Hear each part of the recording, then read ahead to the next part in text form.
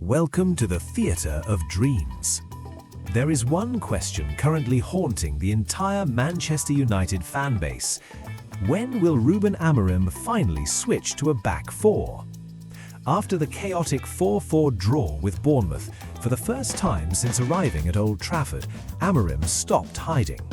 He admitted he had been training a back four at Carrington. He admitted United would be forced to change once Amad Diallo and Brian Mbeumo left for the Africa Cup of Nations.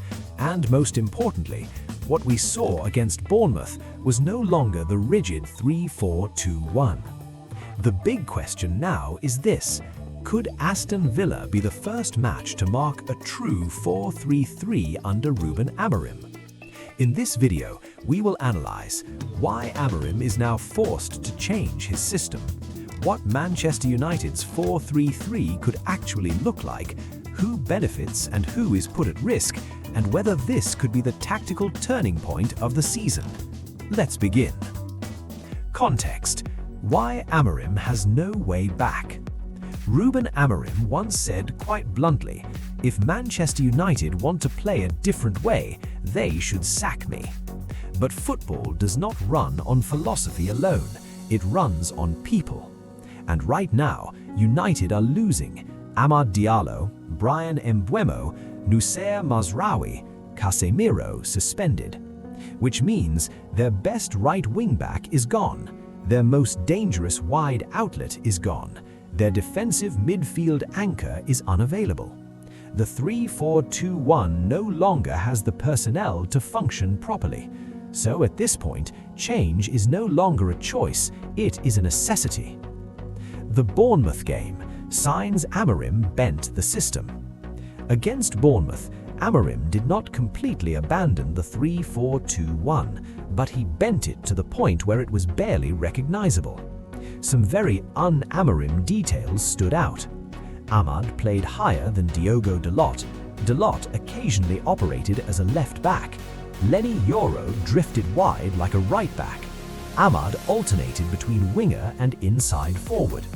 Cunha and Mount sometimes lined up like a front two. This was no longer a standard 3-4-2-1. It was a layered, fluid system. And Amorim did not deny it. "You know, I trained the back four this week." That sentence was not for journalists, it was for the fans. Is 4-3-3 United's true natural fit?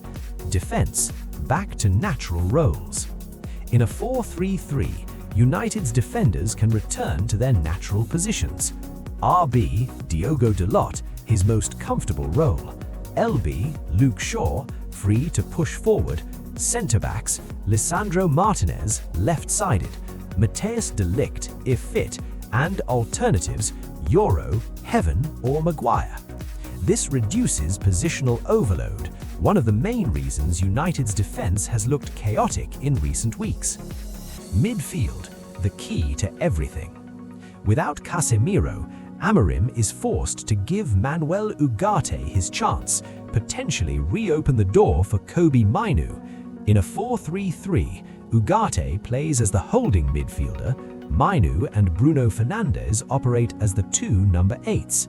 This is what United fans have been waiting for. Bruno no longer has to carry the entire system. Mainoo plays in a true control role. United finally have a proper midfield triangle. This could be the most balanced midfield United can field in the current context. Attack, freeing the individuals. Centre forward, Benjamin Šeško, a true number 9, holds the ball, links play, stretches defenses. Left wing, Matheus Cunha, starts wide but constantly drifts into the half space, combines excellently with Bruno. Right wing, Mason Mount, not a natural winger, but excellent pressing, intelligent movement, compensates for the absence of Amad and Mbeumo. In this system, Cunha is no longer forced into a false 9. Mount is not thrown into central chaos. Šeško has space to grow. Amorim's possible variants, not just shapes, but philosophy. Before breaking down the options, one thing must be clear. Amorim is not simply choosing a lineup, he is choosing a development path for Manchester United. Each variant below changes more than positions: how United defend, high or low block, how they escape pressing, how they attack without Ahmad and Mbeumo. Variant 1, straight swap, Ugarte for Casemiro.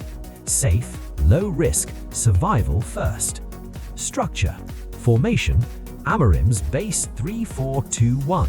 Manuel Ugarte directly replaces Casemiro. Dalot returns to right wing-back and Mount replaces Mbeumo. Amorim's idea: this is the least disruptive option. Ugarte's role: shield the backline, cut passing lanes, break up play. Here, Amorim trusts the system more than the individual. Pros: positional discipline remains intact, suited for an away game at Villa Park. Lower risk with an unstable defense. Cons: Ugarte, limited passing range, struggles under pressure. Against Villa's high press, United may be forced deep. Bruno has to drop too low.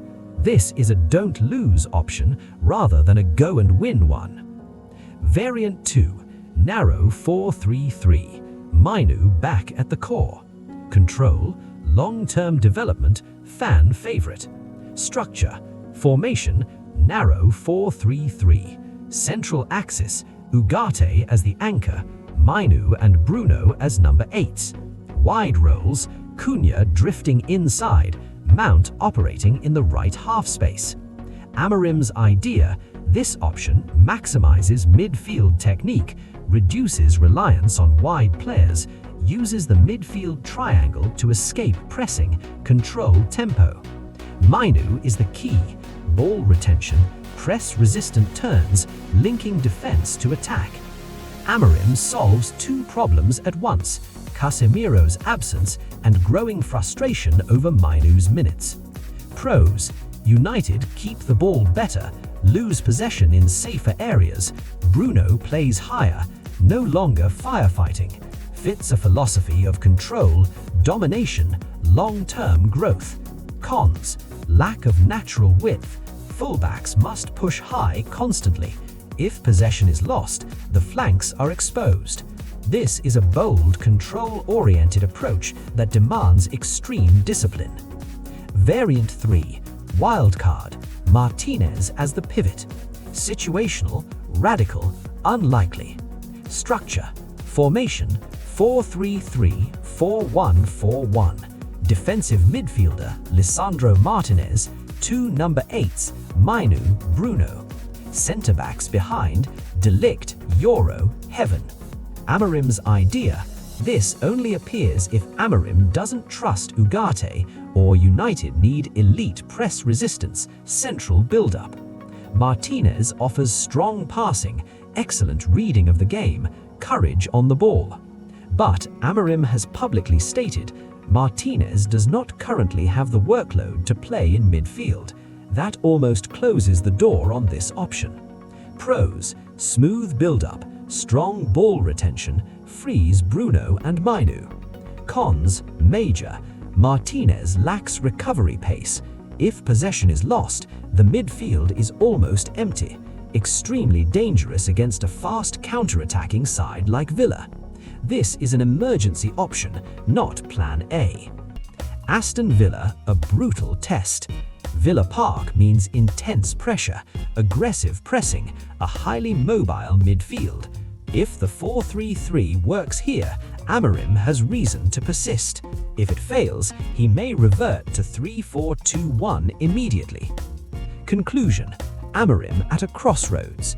The Aston Villa match is not just about 3 points, it is a test of tactical thinking, a trial run for the 4-3-3, and potentially a turning point of the season.